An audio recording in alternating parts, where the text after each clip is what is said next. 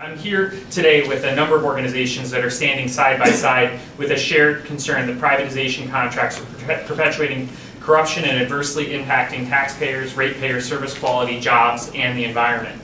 And the New Jersey Coalition is a diverse group of organizations representing consumers, tenants, workers, ethnic communities, community groups, civic organizations, and environmentalists, and individuals who believe that public assets and resources should be managed for the public good rather than private gain.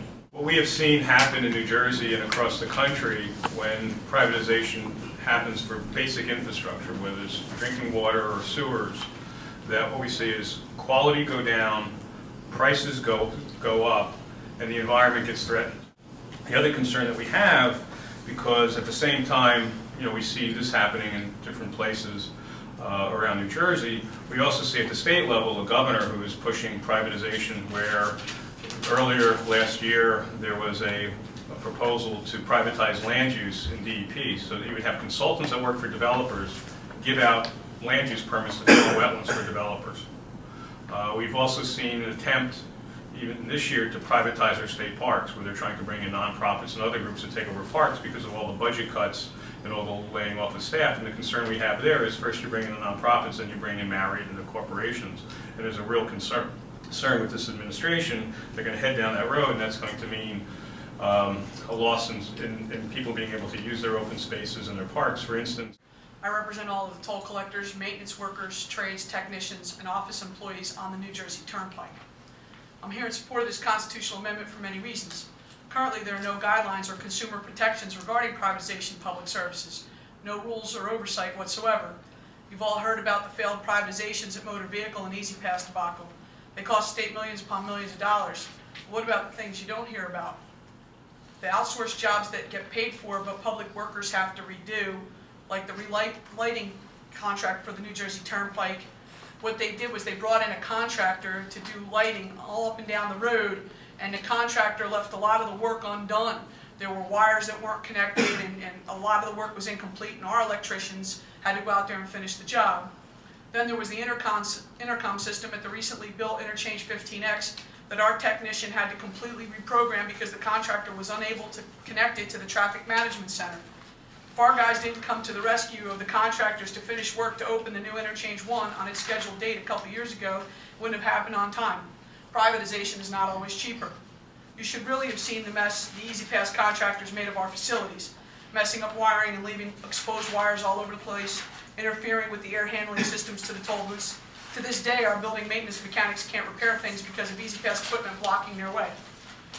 Snowplow contractors are paid between $200 and $600 per hour on the Turnpike and Parkway, depending on the section of road and who provides the equipment.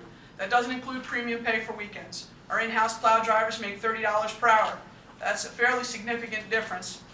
Then there's the contracts awarded to supposedly low bidders until they submit cost overruns and change orders, and it happens all the time. As a taxpayer, I don't believe that privatization is in the best interest of the citizens of New Jersey. Private companies are beholden to shareholders and to generating profits. Their main concern is not the public good. Often critical services suffer, and so do the people who need them. It's called accountability. It's called transparency. It's called democracy. We love our democratic government. It's not perfect, but no one has ever invented anything better. So why would our state, county, or municipal governments want to hire private companies to perform government functions? Companies that are responsible to their boards of directors and their stockholders, not to us. Companies whose one overriding concern is their bottom line, their profit, rather than our welfare. Sounds crazy, doesn't it? It's downright stupid. It's really, really dangerous. There's a number of communities that are considering a variety of privatizations at the local level. Camden right now is looking to privatize animal control. There's a number of communities that are looking to privatize waste management and concerns in those areas. And there's no reason to assume that private contractors are going to be able to provide communities at the same level of service that our public institutions have provided. And it's also a major concern that once these private institutions do take over and they are providing some level of service, that public institution is actually no longer there anymore. So if the municipality wants to reverse the decisions on privatization, it can be very difficult for a community to do that because they've destroyed the infrastructure that used to exist within the community before the privatization went forward.